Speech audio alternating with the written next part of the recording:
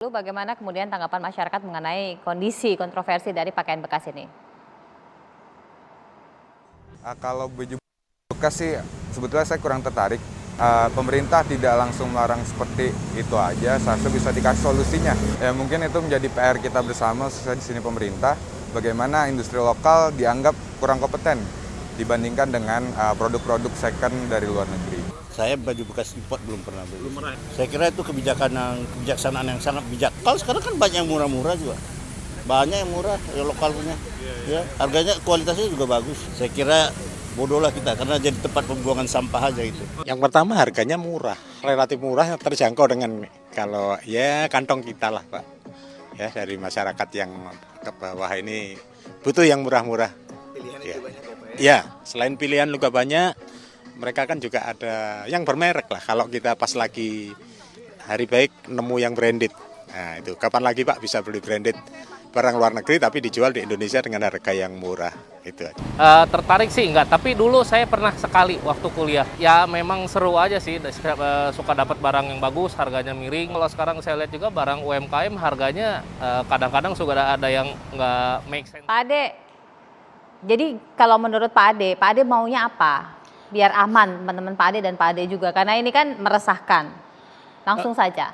Pertama tentu harus dipikirkan solusi ke depan, bagaimana untuk para pedagang, juga bagaimana untuk buat industri. Bapak dulu deh, karena industri Untuk 3,5 kita juta tentu kan kita banyak. berharap bahwa pemerintah membuka keran misalnya supaya industri ini tetap kompetitif, khususnya di UKM adalah untuk barang-barang sisa ekspor, ya kan pasti tersisa. Nah barang-barang sisa ini biar dikerjakan oleh UKM, ya tentu tidak usah di-re-ekspor, karena aturannya itu harus di-re-ekspor, kalau nggak dimusnahkan, dibakar. Ini menurut saya tidak pas. Yang pas itu adalah boleh dijual ke UKM dengan harga yang wajar tentunya, dan membayar bea masuk sesuai dengan, karena itu khusus untuk, kan perusahaannya statusnya kawasan berikat. Jadi kawasan berikat dia harus membayar bea masuk dan PPN-nya.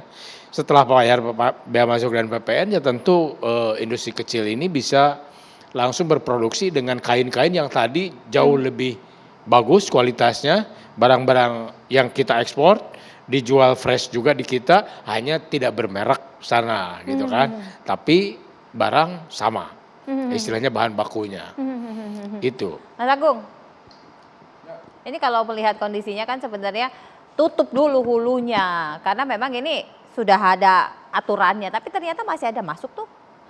Boleh pakai mic Mas. Iya Mbak Manu, wilayah Indonesia masalahnya ya.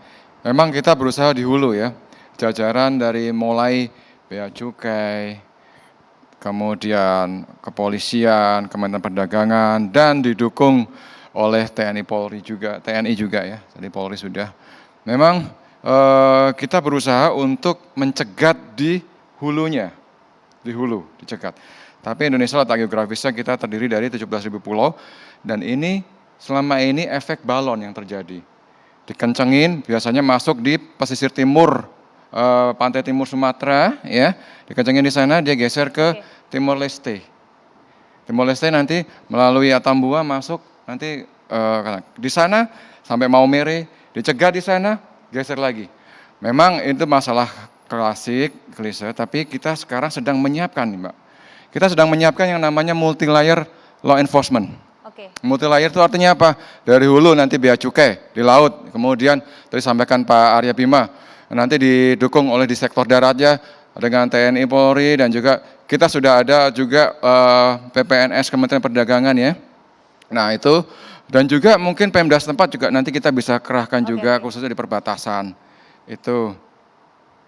Mungkin problematikanya seperti itu Mbak, wilayah geografis juga itu tantangan, dan juga satu lagi resistensi dari masyarakat juga.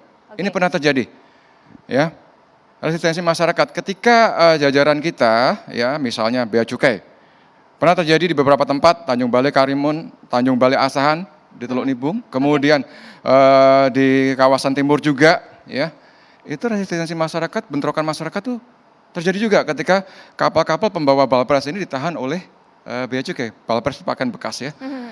Bahkan sempat terjadi kontak senjata juga.